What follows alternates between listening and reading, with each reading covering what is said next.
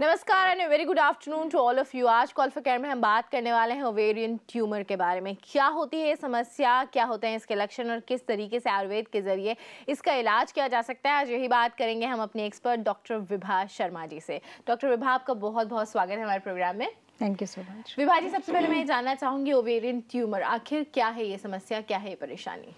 देखिए, ओवरीज में किसी भी तरह की कोई आउटग्रोथ होना, यानी कि किसी भी तरह की कोई सिस्ट फॉर्मेशन हो जाना ट्यूमर है। अब ये ट्यूमर बहुत तरह के हो सकते हैं, बहुत कारणों से हो सकते हैं। तो किसी भी तरीके की एक आउटग्रोथ या एक्स्ट्रा ग्रोथ ऑफ सेल्स जो ओवरीज में है, उसको हम ओवेरियन ट्यूमर कहते हैं। जी, तो जैसे कि आपने बताया कि किसी भी तरह की जो एक्स्ट्रा ग्रोथ ओवरीज में हो जाती है उसको ओवेरियन ट्यूमर कहा जाता है। क्या इसके कोई सिम्टम्स होते हैं, क्या इसके लक्षण होते हैं, कैसे पहचाना जा सकता है कि ओवेरियन ट्यूमर की समस्या आपको हो गई है? देखिए, अगर आपके पीरियड्स रेगुलर हो गए हैं या आपके पीरियड्स रुक गए हैं या आपको पेल्विक इन्फ्लेमेशन यानी कि आपको लोअर एब्डोमेन में हमेशा पेन रहता है, यूरिन के लिए बार बार जाना पड़ता है, एक हमेशा लो ग्रेड फीवर आप फील करते हैं, या आप अक्सर अपने पेट के निचले हिस्से में प्रेशर या दर्द महसूस करते हैं, तो हो सकता है कि आपके ओवरीज में कोई प्रॉब्लम हो रही हो। तो इसके लिए बेहतर है कि आप अल्ट्रासाउंड कराएं सबसे पहले। अगर वहाँ पे किसी तरह की इस तरीके की ग्रोथ या सिस्ट या कुछ और फाइंडिंग मिलती है तो फिर इसके एडवांस टेस्ट भी कराए जाने चाहिए। जी, तो जैसे कि डॉक्टर विभा ने बताया कि अगर आपको इनमें से कोई भी लक्षण लगता है तो बहुत ज़रूरी है कि आप अल्ट्रासाउंड कराएं, प्रॉपर टेस्ट कराएं, प्रॉपर चेकअप कराएं, ताकि ये पता चल सके कि कहीं भी किसी भी तरह का कोई ट्यूमर, कोई सिस्ट तो नहीं है। जैसे कि हम बात कर रहे हैं ओवेरियन ट्यूमर के बारे में, ओवेरियन ट्यूमर अगर किसी को हो जाता है तो क्या उसकी कोई वजह होती है, क्या कोई खास कारण होते हैं उसके? देखिए, ओवेरियन जो ग्रोथ्स हैं जनरली हार्मोन्स की चेंज की वजह से होती हैं। अगर आपकी बॉडी में हार्मोन्स चेंज हो गए हैं या उनकी जो इन बैलेंस वो हो गए हैं तो वहाँ पे आउट ग्रोथ हो सकती है, क्योंकि हर महीने एक फॉलिकल जो है वो मैच्योर होता है और एक रप्चर होता है 14 डे पे, और उसके बाद या तो प्रेगनेंसी हो जाती है या फिर वो अनफर्टिलाइज्ड जो है वो एक्सक्रीट हो जाता है। जी। तो क्योंकि ये हर महीने का एक प्रोसेस है, अगर ऐसा नहीं होता, ये जो सिस्टम है ये फेलियर हो जाता है, तो एक की बजाय अगर कई छोटे छोटे फॉलिकल बढ़ने शुरू हो जाते हैं और वो फिर कोई भी मैच्योर नहीं होता और रप्चर नहीं होता, तो वो वहीं रखे पड़े रह जाते हैं। तो ऐसे केस में उनमें से कोई एक परमानेंट ट्यूमर के रूप में चेंज हो सकता है। और दूसरा ये है कि कई बार रिटेंशन सिस्ट बन जाती हैं, वो भी ट्यूमर जैसी दिखती हैं। इसके अलावा अगर आपको ट्यूबरक्लोसिस का अगर इन्फेक्शन हो गया है बॉडी में, या खास तौर पे ओवरीज में या यूट्रस में या फिलिपिन ट्यूब्स में, तो भी आपकी ओवरीज के अंदर छोटी छोटी सिस्ट हो सकती हैं। जी, तो जैसे कि विभा जी ने बताया कि ये वो कारण होते हैं जिसकी वजह से ओवेरियन ट्यूमर हो सकता है। लेकिन अगर आपको ओवेरियन ट्यूमर की समस्या है या फिर आपको डायग्नोज होता है कि आपको ओवेरियन ट्यूमर है, तो क्या होना चाहिए आपका पहला स्टेप? किस तरीके से आपको एहतियात बरतनी चाहिए? क्या आपको अपनी डाइट में कोई चेंजेस करने चाहिए? कौन सा इलाज है जो पूरी तरीके से इसको खत्म कर सकता है? और क्या जो भी ओवेरियन ट्यूमर है वो हमेशा कैंसर ही हो, ये जानना, ये समझना भी बहुत ज़रूरी होता है। तो सबसे पहले इस बात से शुरुआत करते हैं कि अगर डायग्नोज हुआ है किसी को ओवेरियन ट्यूमर, तो उसका पहला स्टेप क्या होना चाहिए? क्या उसे सबसे पहले करना चाहिए? देखिए, अगर कोई भी सिस्ट अगर वहाँ नजर आती है, अगर पॉसिबल है तो उस सिस्ट का थोड़ा सा पानी लेके एफएनएसी हम कर सकते हैं कि किस तरह की सिस्ट है। इसके अलावा ट्यूबरक्लोसिस को रूल आउट करना बेहद जरूरी होता है, क्योंकि ट्यूबरक्लोसिस एक बहुत बड़ा कॉज है इंडिया में जो ओवेरियन ट्यूमर्स को जहाँ होते हैं, और बहुत ही शॉर्ट स्पैन में वो जो ट्यूमर है बड़ी जल्दी इंक्रीज होता है। तो बहुत बार डायग्नोसिस में ऐसा लगता है कि कुछ बहुत सीरियस बीमारी हो सकती है, लेकिन वो ट्यूबरक्लोसिस ही होती है और उसके ट्रीटमेंट से वो सबसाइड भी हो जाती है। अगर उसको ऐसे ही छोड़ देंगे और वो साइज बढ़ता जाएगा तो एक टाइम आएगा कि वो रप्चर कर सकती है और फिर वहाँ इमरजेंसी क्रिएट हो सकती है। तो इस चीज़ का ध्यान रखना ज़रूरी है। और दूसरा ये है कि रूल आउट करना बेहद ज़रूरी है कि जो भी ट्यूमर है वो किस तरह का है, किस वजह से है। अगर वो बिनाइंग है तो बहुत जल्दी एंटीबायोटिक्स की ज़रूरत है या एंटी इन्फ्लेमेटरीज की ज़रूरत है या कोई हार्मोन देने की ज़रूरत है, तो उससे ठीक हो जाएगा। और अगर ट्यूबरक्लोसिस की वजह से है तो जनरली ट्यूबरक्लोसिस के ट्रीटमेंट से 2 से 3-4 महीने के अंदर अंदर वो सबसाइड होना शुरू हो जाता है।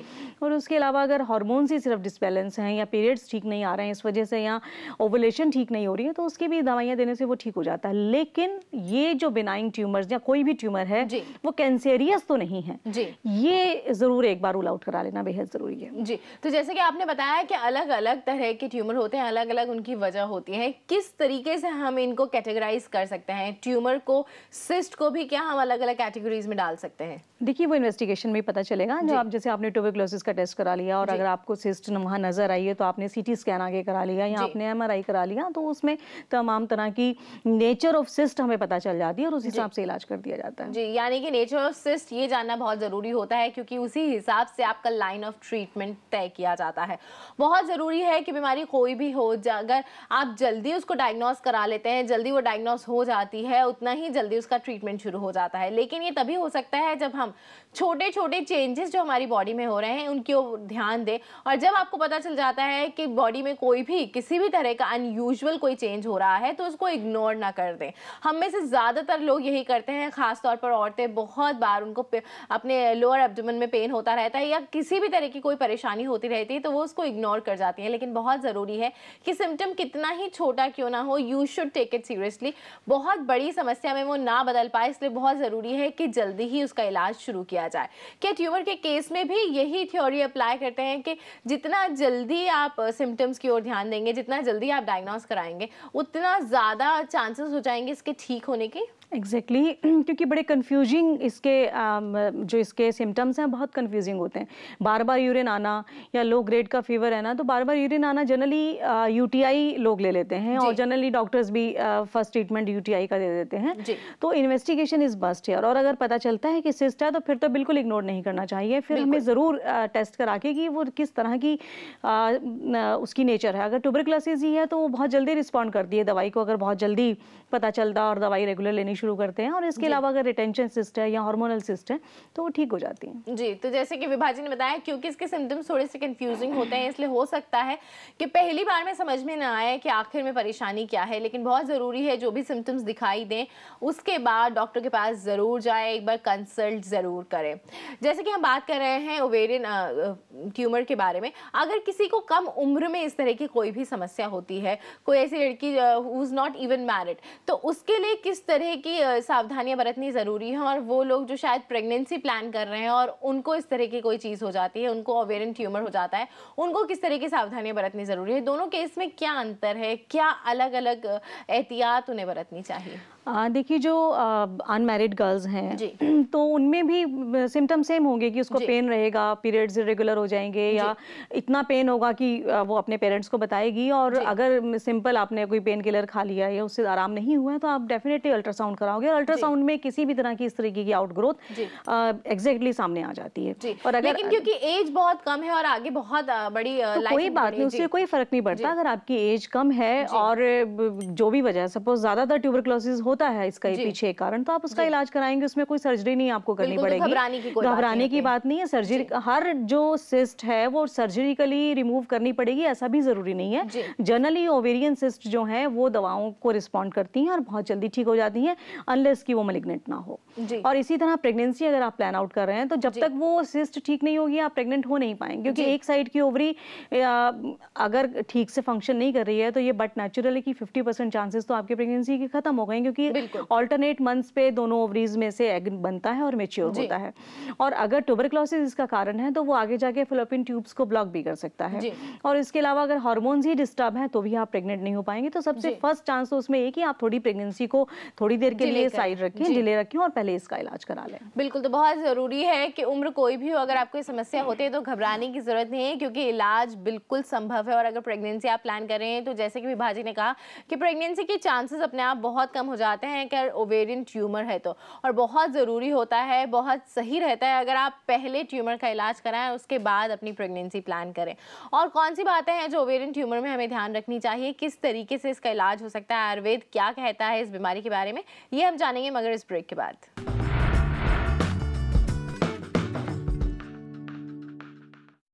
Welcome back. ब्रेक के बाद एक बार फिर से आप सभी का स्वागत है। आज कॉल फॉर केयर में हम बात कर रहे हैं ओवेरियन ट्यूमर के बारे में, एक ऐसी समस्या जो धीरे धीरे अपने पांव जमाती है और कई बार इतनी तेज़ी से बढ़ती है कि आपको पता भी नहीं चल पाता। दोनों ही चांसेस में, जैसे कि आपने बताया कि इसके जो सिम्टम्स होते हैं कंफ्यूजिंग होते हैं, कई बार बहुत स्लो होता है इसकी ग्रोथ, कई बार बहुत फास्ट होती है। लेकिन इसकी ग्रोथ कैसी भी हो, आयुर्वेद क्या कहता है, कितने चांसेस हैं कि आप ओवेरियन ट्यूमर को बिल्कुल ख़त्म कर सकते हो? देखिए, अगर ओवेरियन ट्यूमर बिनाइंग है यानी कि कैंसेरियस नहीं है तो 100% चांस है कि ये ठीक हो जाएगा। और आयुर्वेद में भी इसको वृद्धि रोग या ग्रंथि रोग में इसको लिया जाता है और उसी हिसाब से उसका ट्रीटमेंट किया जाता है। जिस तरीके से किसी भी बॉडी के पार्ट की जो सिस्ट होती है उसका जो ट्रीटमेंट किया जाता है, same way person to person differ करता है कि सिलेक्शन ऑफ मेडिसिन इसमें क्या करनी है। तो आयुर्वेद से 100% क्यूरेबल है। बिल्कुल। तो जैसे कि विभाजी ने बताया कि अगर कैंसेरियस ये नहीं है, यानी कि ट्यूमर का टेस्ट होने के बाद कैंसर डायग्नोज नहीं हुआ है, तो 100% ये श्योरिटी होती है कि आपका ट्यूमर ठीक हो जाए। जैसे कि हम बात कर रहे हैं ओवेरियन ट्यूमर की और आपने बताया कि 100% चांसेस होते हैं कि ये ठीक हो जाए। लेकिन बहुत बार लोग जो होते हैं दवाइयों से जब ये ठीक नहीं हो पाता तो सर्जरी या फिर और भी किसी तरह के ऑपरेशन के लिए जाते हैं। तो ये कब तय करना चाहिए, कैसे डिसाइड करना चाहिए कि हाँ this is the right time, अब आपको ट्यूमर का ऑपरेशन कराना चाहिए? देखिए, अगर आपकी जो सिस्ट है या जो ट्यूमर है, अगर उसकी ग्रोथ कंट्रोल नहीं हो रही है, अगर दवाई को बॉडी रिस्पॉन्ड नहीं कर रही है, चाहे वो किसी भी पैथी की दवाई, आयुर्वेदिक है या एलोपैथिक है, जो भी वट एवर इट इज, क्योंकि जब सिस्ट का एक पर्टिकुलर साइज के बाद अगर वो स्टिल कीप ऑन इंक्रीजिंग तो वो कभी भी ब्रेस्ट हो सकती है। उस टाइम पे आप इमरजेंसी में जा सकते हैं और आपको लाइफ थ्रेटनिंग हो सकती है। तो इसलिए रेगुलर टाइम पीरियड पे 2 महीने बाद या 3 महीने बाद आपको रेगुलर अल्ट्रासाउंड कराना चाहिए। और इसके अलावा भी अगर आपको बीच में कभी ऐसा लगता है कि आप अनबेरेबल पेन है आपको, या बहुत टेंडरनेस हो गई है उस जगह पे, या बहुत आप तकलीफ फील करते हैं, तो आप उस टाइम तुरंत भी अल्ट्रासाउंड करा सकते हैं, चाहे आपने वो 10-15 दिन पहले ही कराया हो। और अगर उसमें ये फाइंडिंग मिलती है कि जो साइज था आपके सिस्ट का वो बहुत ही रैपिड ग्रोथ कर रहा है, तो फिर ऐसे टाइम पे उसको ऑपरेट करके निकलवा देना चाहिए। बिल्कुल। तो यानी कि इस तरीके से मॉनिटर करना ये बहुत जरूरी होता है। अभी वीना जी हमारे साथ जुड़ गई हैं, उनसे जानते हैं उनका सवाल। जी वीना जी बताइए। हेलो। हेलो जी, मुझे ना सर्वाइकल है, उसकी वजह से ना नेक में पेन और चक्कर बहुत आ रहे हैं। पेन तो कम है, चक्कर आ रहे हैं और वोमिटिंग जैसा फील हो रहा है। जी, तो जैसे कि उन्होंने बताया कि इनको सर्वाइकल की प्रॉब्लम है, उसकी वजह से पेन हो रहा है नेक में और बहुत ज़्यादा वॉमिटिंग हो रही है, क्या कर सकती हैं? देखिए, सर्वाइकल के साथ ही एसोसिएटेड सिम्टम्स हैं कि नेक में पेन होना, शोल्डर में पेन होना और उठते बैठते टाइम चक्कर आना और ऐसे लगना स्पेसिफिकली कि सब कुछ घूम रहा है, आप अपनी बॉडी का बैलेंस नहीं बना पाते हैं, तो ये सर्वाइकल के ही सिम्टम्स हैं। इसके लिए आपको लेना है अश्वगंधा रिष्टम और बलारिष्टम, दोनों को मिक्स करके 5-5 चम्मच सुबह शाम ब्रेकफास्ट और डिनर के बाद, और योगराज गुगलू की एक टैबलेट सुबह शाम ब्रेकफास्ट और डिनर के बाद। इसके अलावा जो एक्सरसाइजेज हैं जो स्पेसिफिकली एडवाइस की गई हैं सर्वाइकल पेशेंट्स के लिए, वो करना बेहद ज़रूरी है। सर्वाइकल का ट्रीटमेंट दवा से ज़्यादा, एक्सरसाइज से ज़्यादा जल्दी ठीक होता है। तो आपने अपने शोल्डर्स को स्टेबल करके अपनी नेक की मूवमेंट्स करनी है, राइट और लेफ्ट साइड 10-10 बार, और फिर पीछे आगे को आपने अपना सिर नहीं झुकाना है। और इसके अलावा भी जो सर्वाइकल की स्ट्रेचिंग एक्सरसाइजेज है वो करनी है, और बहुत ऊंचा पिलो आपने नहीं लेना है। ऐसा करने से 10 से 15 दिन में ही आप रिकवर हो जाएंगे। जी, तो बहुत ज़रूरी है, जैसे कि विभाजी ने बताया कि दवाइयों के साथ साथ कुछ एक्सरसाइज करना भी बेहद ज़रूरी होता है ताकि आपकी ये प्रॉब्लम बहुत ही जल्दी से सॉल्व हो जाए। जैसे कि आपने बताया कि आपको मॉनिटर करना पड़ता है, उसके बाद ही आप डिसाइड कर सकते हैं कि ऑपरेशन आपको कराना है या नहीं कराना। लेकिन जो कैंसेरियस नहीं है ट्यूमर, कौन सी दवाइयाँ, आयुर्वेद की कौन सी दवाइयाँ उसमें काम करती हैं? देखिए, कांचनार के जितने भी प्रिपरेशंस हैं, कांचनार गुगलू है या गुगलू तिक्तम कषायम है, यानी मतलब गुगुल है और कांचनार है, ये बेसिकली एंटी इन्फ्लेमेटरी हैं और ग्रंथि रोग के ऊपर उनका बहुत अच्छा इफेक्ट है। इसके अलावा जो साथ-साथ सिम्टम्स हैं, अगर हार्मोन्स की वजह से है तो हार्मोन्स को ठीक करने के लिए, पीरियड्स की वजह से है तो उसके लिए डिफरेंट सिम्टम और तकलीफ के लिए डिफरेंट दवाइयाँ हैं। और अगर ट्यूबरक्लोसिस भी एक इसका रीजन है तो ट्यूबरक्लोसिस का जो ट्रीटमेंट एलोपैथ में या वर्ल्ड वाइड चल रहा है, उसके साथ साथ भी आयुर्वेद के जो रसायन है वो देने से उसकी रिकवरी बहुत फास्ट होती है। जी, लेकिन ऐसे में विभाजी, अगर जो आपका ट्यूमर है वो कैंसेरियस निकलता है, इस तरीके से डायग्नोस होता है कि आपको कैंसर है, तो क्या उसके बाद लाइन ऑफ ट्रीटमेंट होना चाहिए, क्या प्रिकॉशंस होने चाहिए? देखिए, अगर कैंसेरियस पता चलता है तो सबसे पहले तो सर्जिकली उसे रिमूव किया जाता है। अब वो सर्जिकली सिर्फ ट्यूमर को बाहर निकालना है या पूरी ओवरी उसमें इन्वॉल्व हो गई है उसको बाहर निकालना है, ये उस टाइम सर्जन डिसाइड करता है जी। और उसको निकाल देने के बाद भी वो सारे जो सेल्स हैं वो बॉडी के किसी और पार्ट में रीग्रोथ ना हो जाए या मेटास्टेटिस होकर कहीं और निकल के ना आए, उसके लिए जो भी कन्वेंशनल ट्रीटमेंट है जिसमें कीमो हो सकती है, रेडियो हो सकती है, तो वो जो भी है वो आप ज़रूर करा लें।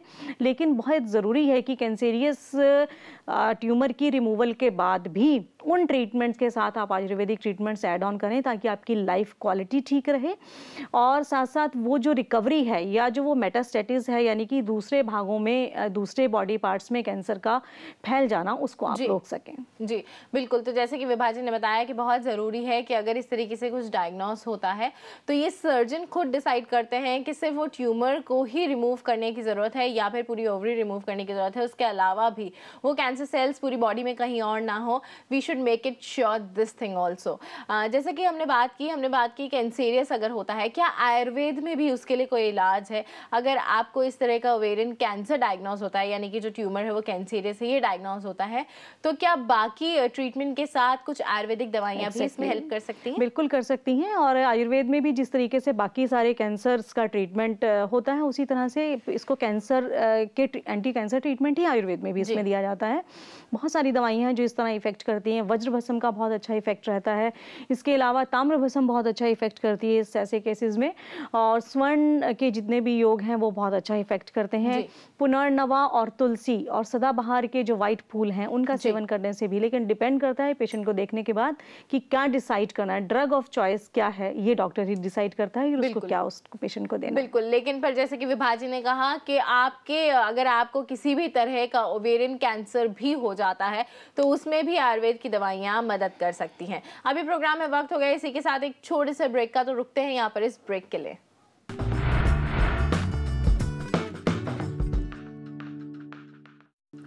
अगर किसी को किसी भी तरह का ओवेरियन ट्यूमर है तो क्या उसके बाद फर्टिलिटी में कोई प्रॉब्लम आ सकती है? कौन से ऐसे प्रिकॉशंस हैं जो उन्हें लेने चाहिए? आइए यही सब जानते हैं डॉक्टर विभा से।